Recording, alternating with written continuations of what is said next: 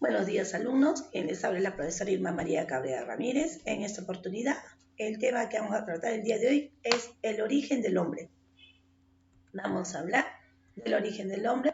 Al hablar del origen del hombre, como no podemos mencionar a Charles Darwin. Charles Darwin, quien nos habla acerca de la selección natural en su libro, ¿no? Publicó su libro Charles Darwin en el año 1859, El origen de las especies.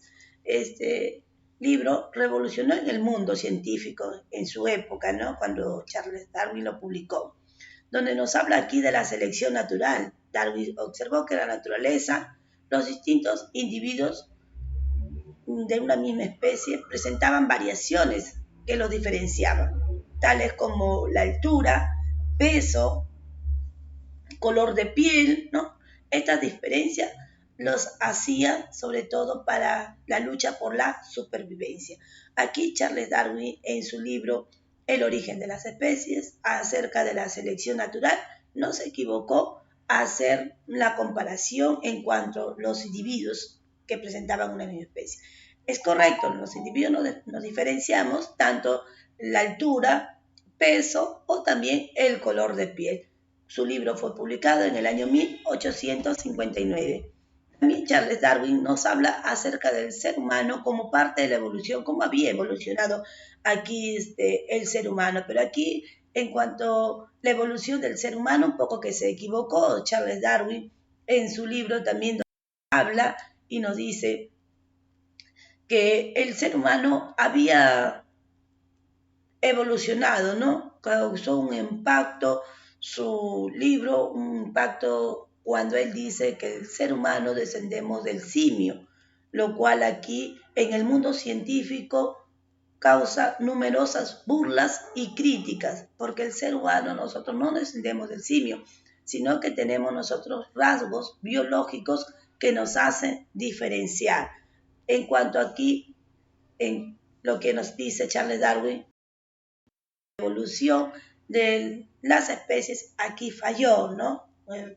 Su libro evolucionó en el mundo en ese tiempo, lo cual fue criticado por muchas, causando burlas por lo que expuso Charles Darwin acerca del ser humano. La selección natural, correcto, no se equivocó, pero como parte de la evolución, aquí sí Charles Darwin se confundió al decir que nosotros descendemos del simio. Federico Engel, vemos acá Federico Engel, utilizó la teoría de Darwin y demostró el trabajo constituido en un factor principal, ¿no? Un proceso de transformación en cuanto el mono en hombre. Los científicos consideran que estos antropoides contemporáneos no son antecesores directos del hombre, lo mismo que el hombre, y estos monos descienden de monos fósiles altamente desarrollados que vinieron hace casi 15.000 millones de años. Aquí vemos cómo Federico Engel utilizó, ¿no?, lo que en cuanto a la tesis que dijo Charles Darwin acerca del ser humano que se parecía, no descendía del mono, lo cual aquí demuestra, no sé, totalmente falso, que los monos descienden de unos monos fósiles que se habían desarrollado hace 15 millones de años. También las primeras premisas vemos acerca de la transformación de mono en hombre, ¿no? Vemos el caminar erguido sobre las extremidades, caminar derecho y erguido sobre las extremidades. Alta capacidad de adaptación al medio ambiente. El ser humano se adapta, ¿no?, lo que es al medio ambiente por sus rasgos biológicos que presenta y también la forma de comunicación, de comunicarnos nosotros con los demás, los fonemas, ¿no?, en ese tiempo los primitivos que formaron los sonidos inarticulados y los gestos al cabo de decenas, de centenas, de miles de años. Vemos que se convirtió ya en un lenguaje articulado. Pasando el tiempo ya hemos ido evolucionando en lo que es el tipo de lenguaje que manejamos hoy en día. También tenemos factores sociales. En cuanto a los factores sociales, tenemos el trabajo. El surgimiento del trabajo significa un cambio cualitativo en el curso de la evolución del mundo animal, ¿no? El trabajo es muy diferente, los animales, el trabajo que realiza el hombre. El proceso de transformación del mono en hombre bajo la influencia del trabajo, ¿no? Nos diferencia bastante lo que es el trabajo en cuanto a lo que realizamos los seres humanos a lo que pueden realizar los monos. Duró casi 1.000.000 de años, un periodo cuaternario. El hombre vivió en cavernas, era nómada y comía sus alimentos crudos, ¿no? Se transportaba de un lugar a otro en busca de alimentos. Su lucha por la supervivencia fue muy difícil. El trabajo y el lenguaje facilitaron el proceso del crecimiento y desarrollo del cerebro. Ya cuando el hombre empieza a desarrollar lo que es el lenguaje y, ¿no? Bastante lo que sobre todo dice el lenguaje y el trabajo es un proceso en cuanto ayudó bastante al crecimiento y desarrollo del cerebro del ser humano, el pensar, ¿no? Ya ellos utilizaban lo que es cuando el hombre ya empieza a socializarse el pensamiento. Y podemos ver aquí también el hombre de Notre-Dame casi llegó al igual de volumen que el hombre contemporáneo. El hombre de Notre-Dame es un hombre que es un excelente cazador, su capacidad craneana era como 1.000 centímetros cúbicos, a diferencia del Homo sapiens sapiens, que su capacidad craneana era de 1.400 a 1.300 centímetros cúbicos. Hoy en día el ser humano, la capacidad craneana tiene de 1.500 a 1.600 centímetros cúbicos. El hombre de Notre-Dame, el Homo, ¿no? Podemos ver el Homo sapiens de Notre-Dame, también casi igual de volumen al hombre contemporáneo. También presentaba el hombre naturalmensis, hizo manifestaciones religiosas e incluso después que morían los hombres aquí, ellos utilizaban el ocre molido para la preservación de sus cadáveres.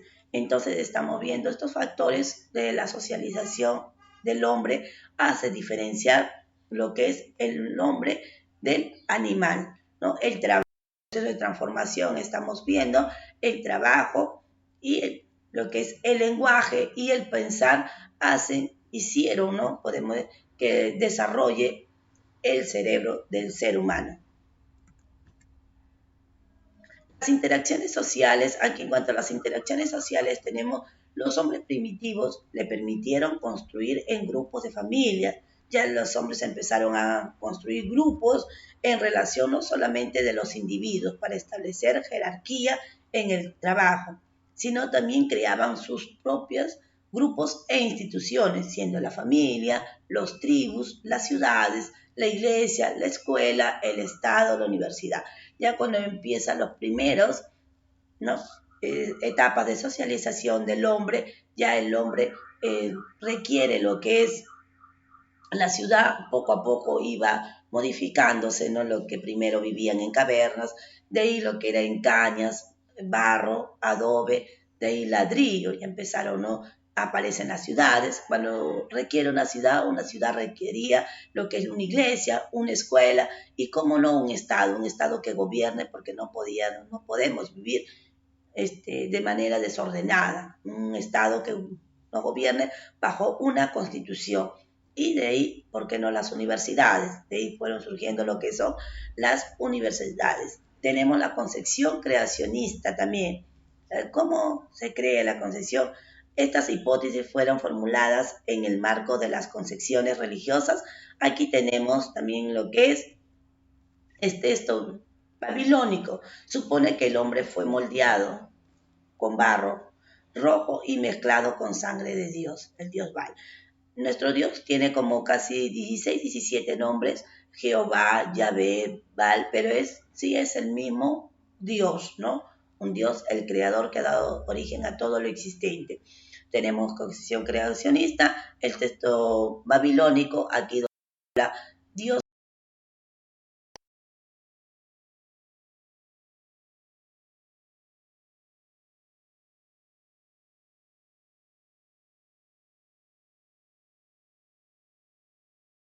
¿No? Como nosotros que utilizamos la Biblia, donde se encuentra, ¿no? El Antiguo y Nuevo Testamento. Aquí los musulmanes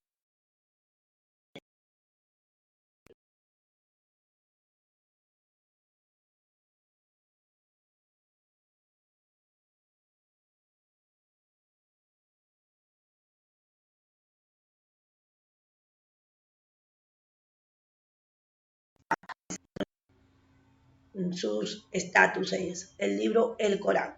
Y vemos en el Génesis bíblico se expone igualmente el hombre que fue hecho de barro. Vimos que primero Dios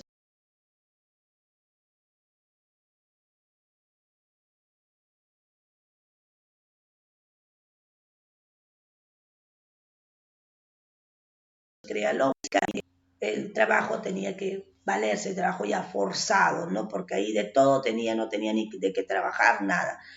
Y ahora el hombre tiene que trabajar para poder mantener a la familia.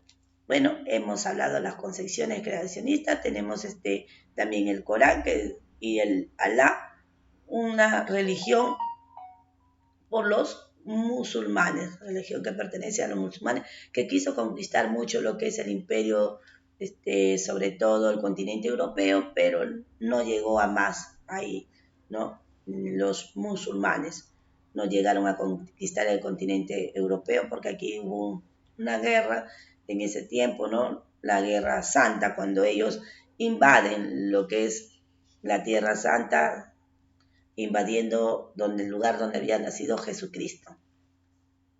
Bueno, jóvenes, muchas gracias, espero que hayan comprendido la clase y conmigo será hasta una siguiente oportunidad. Muchas gracias.